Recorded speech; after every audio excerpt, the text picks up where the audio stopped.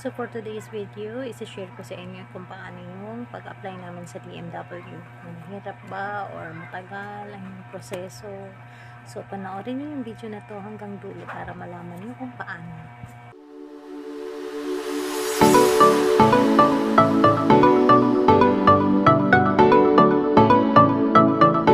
So unang-unang gagawin niyo, check niyo palagi yung page ng DMW kasi doon sila nagpo-post ng mga job hiring.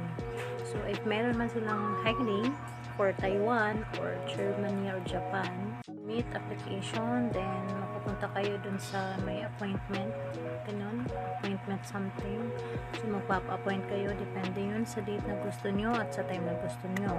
At doon yun sa branch. So, makikita nyo naman sa dashboard yung government to government. Then, click nyo yung apply. And makikita nyo na yung mga details doon.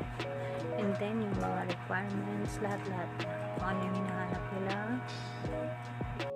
Or, mga regional branch offices ng DMW. Kagaya dito sa Bicol, meron kami sa Legazpi. So, doon kami nagbasa ng requirements. At doon, in-evaluate yung aming mga requirements. So, make sure na before ka pupunta sa DMW, sa Legazpi, dapat kompleto yung requirements mo. Lahat ng sinabi or lahat ng list ng requirements na nandun, dapat dala mo yun. And pati yung appointment code or appointment, basta yung nasa papel siya na maliit. Dapat dala mo yun kasi stricto sila eh. Kailangan talaga may appointment ka. Kasi hindi sila tumatanggap ng walk-in. Based on my experience lang naman kasi yung kasabay namin noon, wala siyang appointment. So, hindi siya inallowed na makapagpasa ng requirements o makapag-apply.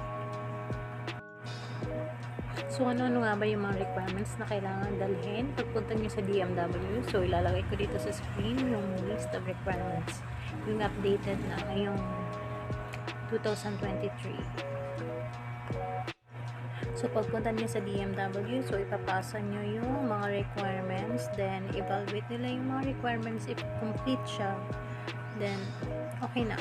Waiting na lang kayo for posting.